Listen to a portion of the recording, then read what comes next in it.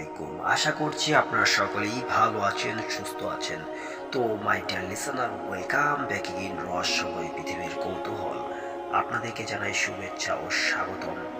আজকে এমনই একটি দুর্দান্ত ভয়ানক দুর্লভ কাহিম করা ভূতের ঘটনা আপনাদের সামনে উপস্থাপন করব, যেটা আপনি যদি মনোযোগ দিয়ে শুনেন, এটা রেস্ট কয়েক ঘন্টা আপনার ধ্যানের ধ্যানের ভিতর রেখে যাবে এবং আপনি এটা অনুশোচনা করতে থাকবেন। তো আর দেরি কিসের, আজকের আধার রাতের ভয়ানক ভৌতিক একটি ঘটনা আপনাদের মাঝে উপস্থাপনা করতে আমি শুরু করলাম। আমিরের কথায় কসাই ভুরুটি উচকে তার দিকে তাকায়, তারপর নিজের পান খাওয়া লালচে দাঁতগুলো বিকশিত করে জবাব দেয়, কিসের মাংস দিব জনাব, খাসির নাকি মানুষের? কসাই আবারও দাঁত বিকশিত করে হাসল, পিচকি করে পানির পিক ফেলল। লোকটির মুখ ভর্তি বড় বড় গুটি বসন্তের দাগ, কপালে একটা কাটা দাগ, হাতেও স্বর্ণের বালা, আঙ্গুল ভর্তি স্বর্ণের আংটি, পরনে সাদা লুঙ্গি, সাদা সেন্টু গেঞ্জি, গেঞ্জির বুকের কাছটায় ছিটকে আসার রক্তর দাগ, তাও দেখতে পানির পিকের মতোই লাগছে। পরনের লুঙ্গিটাও রক্তে ভারী হয়ে গেছে। লোকটার ঠোঁটের কোনো ঘুড়ির রক্তর মতো লাল পানের রস ঝরছে। দৃশ্যটা দেখতে এমনিতেই ভয়ঙ্কর। আরে জনাব, এইগুলা খাসির রক্ত, আপনারা মাইনষের রক্ত ভাইবা ভয় পাইয়েন না। আমি হঠাৎ থতমত খেয়ে কসাইয়ের গেঞ্জির উপর থেকে নিজের চোখ সরিয়ে নিই। সেই অপসৃত হয়ে বলল, জলদি 1 কেজি হাড় ছাড়া গরুর মাংস দেন ভাই। আচ্ছা খারান, 1 কাপ সরওয়ালা চা দিবার কই আপনারে? না না, তার দরকার নেই, এর চেয়ে ভালো আপনি যদি মাংসটা দেন। একটু সময় তো লাগবেই জনাব, দেখতেই পাইতাছেন না আগের আগে আরো কত মানুষ মাংসর জন্য সিরিয়াল খাড়াই আছে আপনাদের আগে। আমির জবাব না দিয়ে একবার নিজের চারপাশে তাকালো, দেখতে পেল অনেক মানুষ দোকানে মাংসের জন্য লাইন ধরে দাঁড়িয়ে আছে।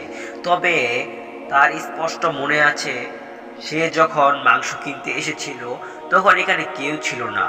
হঠাৎ এত মানুষ কোথা থেকে উদয় হলো, আমির চিন্তায় পড়ে যায়। সবকিছু কেমন যেন রহস্যময় ঠেকেছে আর তার কাছে। এই তো কালকেই পরিবার সহ আমির এই এলাকায় এসেছে। যে বিল্ডিংয়ে আমির বাসা নিয়েছে তারই সাইনবোর্ডের বড় করে লেখা আছে সত্তার মাংসঘর। কাছেই মাংসের দোকান ছিল বলে আমি আর দূরে যাইনি। তবে এই কসাইকে কেমন যেন অদ্ভুত লাগছে। যেমন অদ্ভুত দেখতে সে, তেমনি অদ্ভুত তার কথার ধরন। দোকানটাও কেমন যেন গা ছমছমে, একেবারে পুরনো বাঁচের দোকান। সিঁড়ির মতো করে সাজানো মাংসের তাক, তাতে ঝুলছে নানা রকম মাংসের টুকরো। দোকানের ভিতর থেকে কাঁচা মাংস আর রক্তের বীভৎস বিকট দুর্গন্ধ ভেসে আসছে। দেয়ালের এক পাশে ঝুলছে রক্তমাখা ছুরি, বড় বড় চাপাটি আর মাংস কাটার দা। দেয়ালে লেগে আছে কালচের রক্তের দাগ, রক্ত শুকাতে শুকাতে এই অবস্থা হয়েছে। সিমেন্টের মেঝেতেও রক্তে জমতে জমতে পিচ্ছিল হয়ে গিয়েছে। মাংসের পচা গলা রক্তের পানি সরাসরি ড্রেনে পাইপে দোকানের পিছন থেকে ড্রেনে চলে যাচ্ছে। এই ধরেন আপনার মাংস। আমিরের ধ্যান ভাঙ্গালো, সামনে চেয়ে দেখলো মাংসের ব্যাগ হাতে দাঁড়িয়ে আছে একটা ছেলে, ছোট্ট ছেলে। বয়স কতই বা হবে, হয়তো 15 কিংবা 16। আমির আবারও আশেপাশে একবার তাকালো। পুনরায় অবাক হলো সে, কারণ এতক্ষণ মাংসের দোকান একেবারে জমজমাট ছিল। তবে এখন ঠিক আগের মতোই ফাঁকা, সবাই মাংস নিয়ে চলেও গিয়েছে। কিন্তু কখন? আমির ছেলেটির হাত থেকে মাংসের ব্যাগটা নিয়ে 1000 টাকার একটা নোট হাতে ধরিয়ে দেয়। ছেলেটা কথা না বলে কেশিয়ারে যায়। আমির বাকি টাকার জন্য আবার অপেক্ষা করে। হঠাৎ আবারও তার চোখে যায় কসাইয়ের দিকে। আমির লোকটিকে আরেকবার পর্যবেক্ষণ করল। ঘাড় অব্দি লম্বা ভাবরি চুল, কুতকুতে কালো চোখের ধর্ধবক্ষ, নাকের নিচে মোটা গোঁফ, আজাদা শরীর, কানের পাশ দিয়ে গাল পর্যন্ত নেমে এসেছে জুলফি। লোকটি অনবরত খাসির মাথা কুপিয়ে যাচ্ছে। এমন আচরণের কারণ আমিরের জানা নেই। ইতিমধ্যে কসাই খাসির মাথাটাকে কুপাতে কুপাতে জর্জরা করে ফেলেছে। লোকটা আবার গুনগুন করে গান গাইছে, ক্ষীণ হাসছে। এই গানের সুর আমিরের অতি পরিচিত, কেমন যেন ভয় করছে তার। এই লোকের আচরণ তাকে অন্য কারোর কথা স্মরণ করিয়ে দিচ্ছে। ভয়ে আমিরের জুলফি বেয়ে নেমে আসছে ঘামের চিকন স্রোত। এই ধরেন টাকা। আবার আইসেন। ছেলেটি টাকা নিয়ে ফেরত এসেছে। আমির টাকা না গুনেই নিয়ে নেয়। ছেলেটি তাকে সৌজন্যমূলক হাসি দিয়ে বিদায় জানায়। আমির এক মুহূর্ত দেরি না করে সেখান থেকে কেটে পড়ে। তবে যাওয়ার সময় আবারও কি ভেবে পিছন ফিরে লোকটার দিকে তাকায় সে। দেখতে পায় লোকটা কাঁচা মাংসের টুকরো নিজের মুখে পুরো আয়ুষী ভঙ্গিতে চুবিচ্ছে। আমির ফিরে চাইতেই লোকটি তার পানে তাকায়। লালচে দাঁতগুলো ঠিক আগের মতোই বিকশিত করে। আমিরের আর এক মুহূর্ত সেখানে দাঁড়িয়ে থাকা সম্ভব হয় না। বমি পাচ্ছে তার, গা গুলিয়ে আসছে। জলদি সে বাড়ির মধ্যে প্রবেশ করে। বাসায় পৌঁছে হাফ ছাড় ছেড়ে খানিক জিরিয়ে নেয় আমির। গরুর মাংসের পলিথিন আগেই চৌতির হাতে তুলে দিয়েছে আমির। চৌতি মাংস নিয়ে রান্নাঘরে চলে গিয়েছে।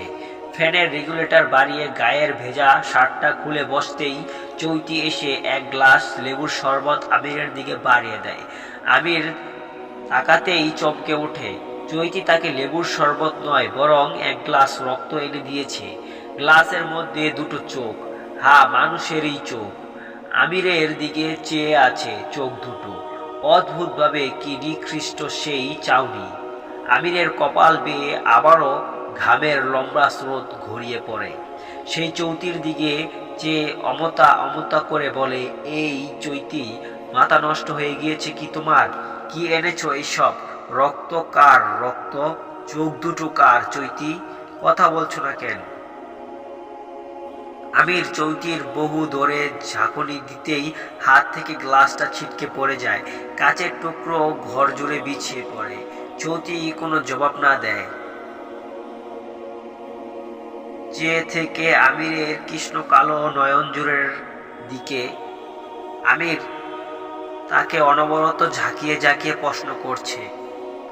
মন্ত্রপুত পুতুলের মতো একই জিনিস বারবার আউচড়াচ্ছে।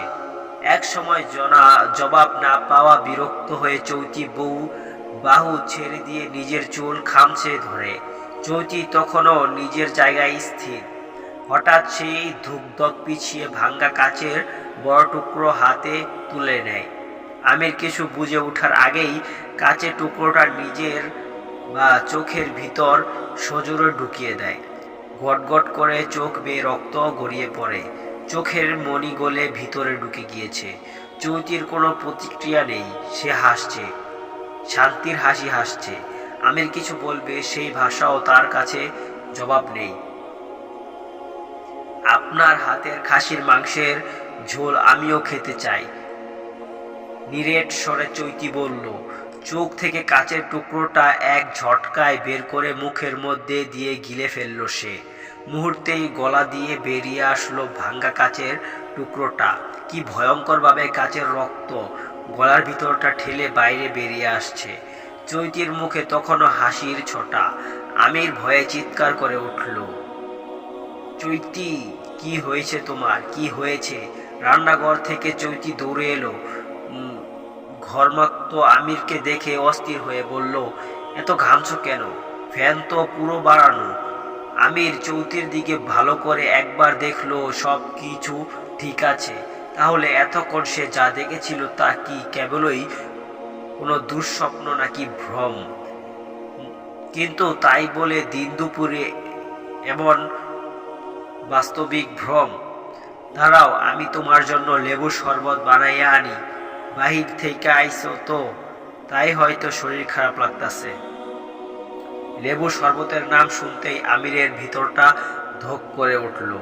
এত ভয় পাচ্ছ কেন আজ? সে তো ভয় পাওয়ার মতো পুরুষ নয়।